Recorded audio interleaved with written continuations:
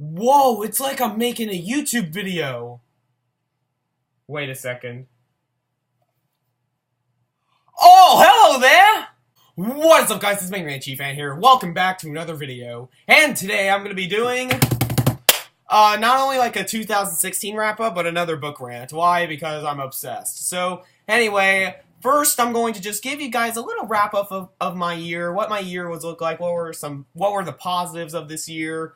I'm not going to dive into my negatives because I really didn't have any, but anyway, let's get into this. So, what was 2016 for me? Well, I really wanted to talk about two things. One, about my reading life, and two, about how I've just gotten more social. Not just because of YouTube, but because of other things as well. Just because of more motivations.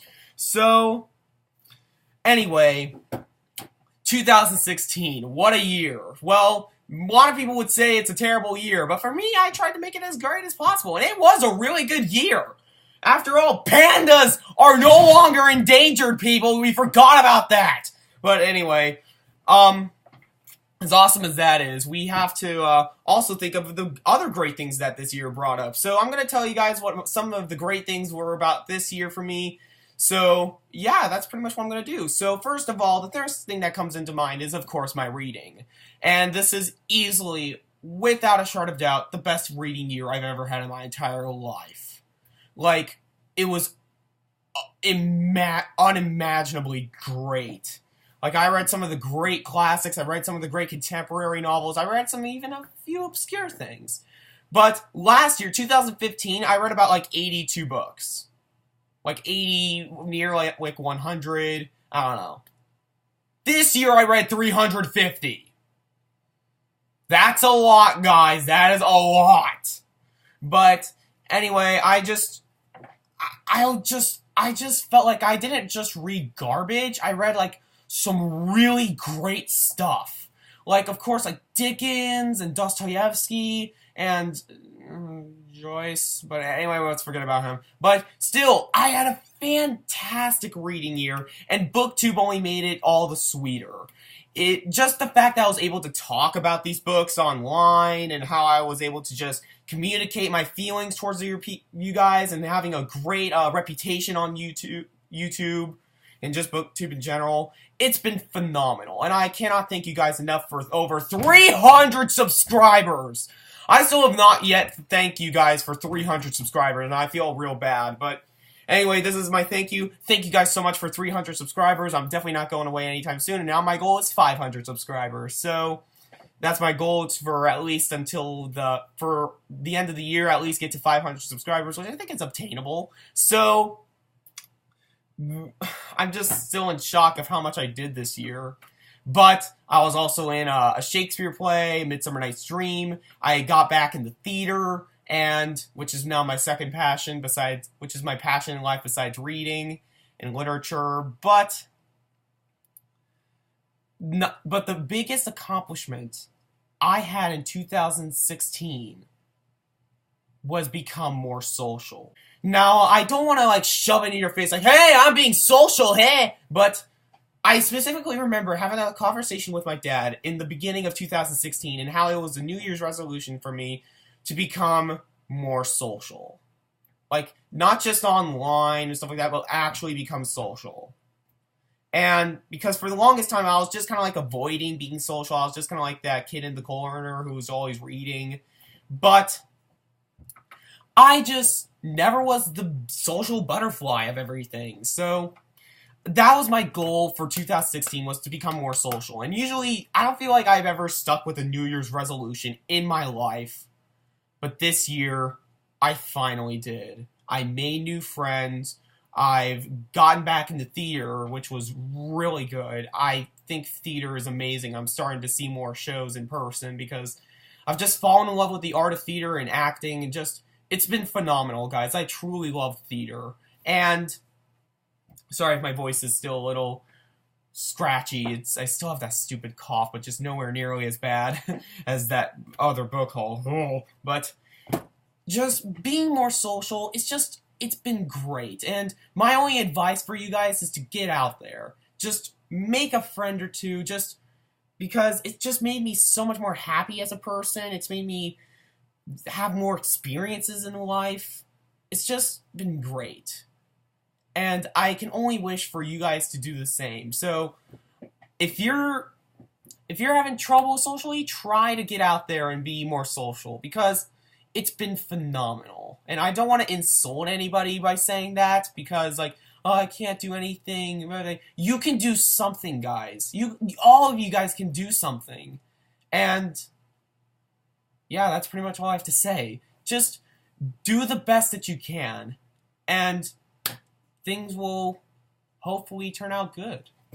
So that was my kind of like little crappy recap of 2016. But anyway, that's not what you guys are really here for. Let's be honest, you're here for the books. So anyway, I'm going to show you guys the books I'm currently reading and the books I'm planning on reading next. So anyway, let's get into this. Oh, that was a weird tone. Ugh. But anyway, first of all, I'm going to show you the book I'm currently reading, and that is The Sellout by Paul Beatty. I'm currently about 80 pages into it, and it's good. It's good. I like the writing style more than the story and characters. I think Paul Beatty is a fantastic writer. I think he's absolutely hilarious as a writer. It's just the story is, something. It's like what's happened so far is that a father got killed and the town just like disappeared.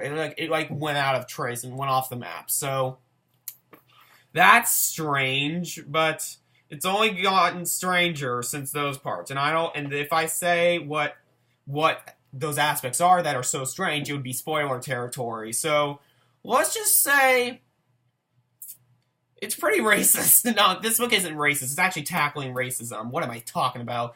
But this book tackles racism by showing the racist side of America and this community. And it's fantastic so far in terms of writing and theme, but just the story and characters should have been a little stronger. But I'm enjoying it. It's good. And I can see why it won the Man Booker Prize this year, because this year's Man Booker Prize category was absolutely terrible. But, I liked it. I liked it. So, yeah. And then now we're going to the books I'm wanting to read next. And the first one is Eileen by Otessa Moshfegh.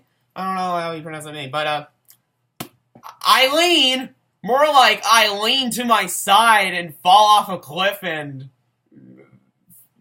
fall to my inevitable death. Funny joke!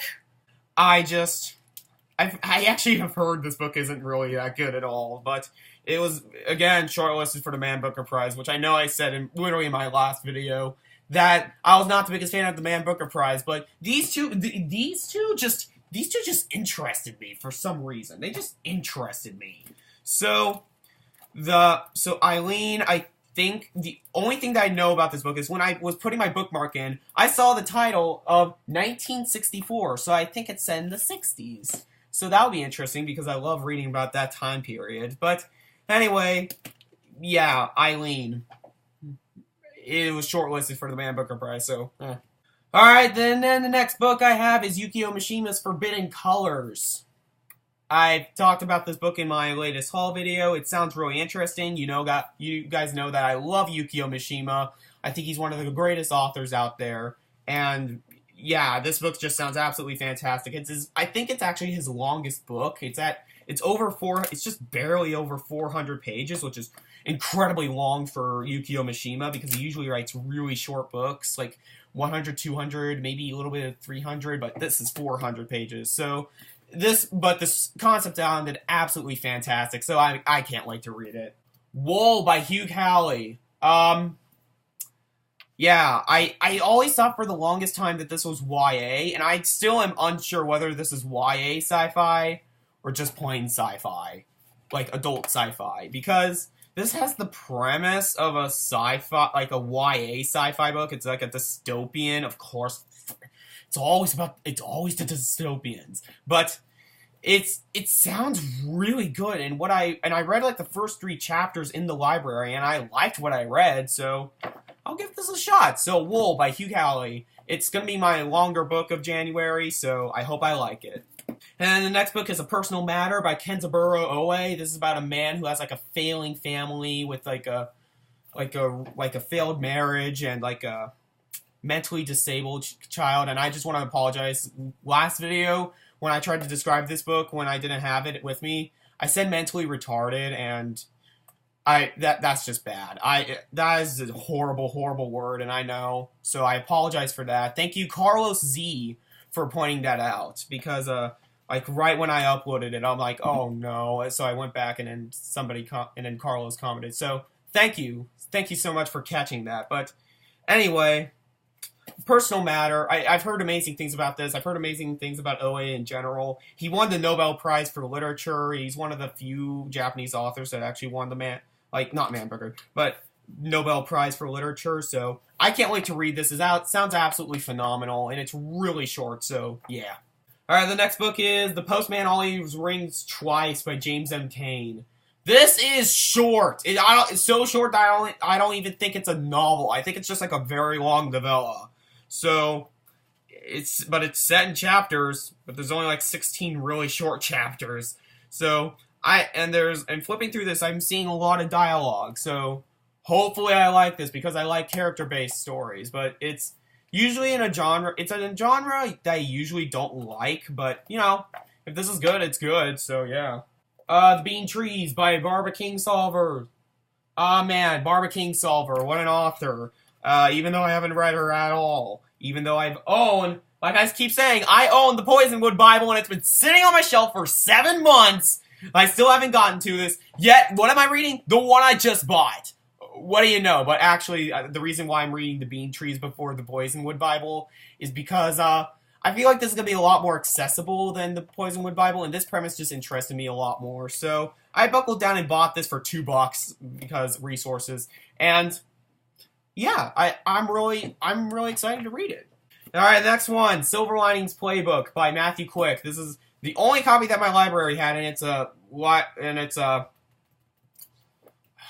movie tie-in cover, and I just see Jennifer Lawrence staring at me, but I've only seen chunks of the movie because like my family had it on, so that's the only time I've seen like the ending of the movie, but I totally forgot it. So yeah, I've actually haven't heard the greatest things about Matthew Quick, but I've heard fantastic things about this book, because Silver Linings Playbook just sounds really good. It sounds really good. It sounds like a family drama, which is I'm totally for it.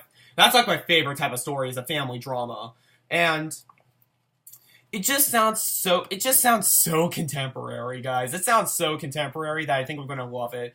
So yeah, Silver Linings Playbook. I hope I enjoy it.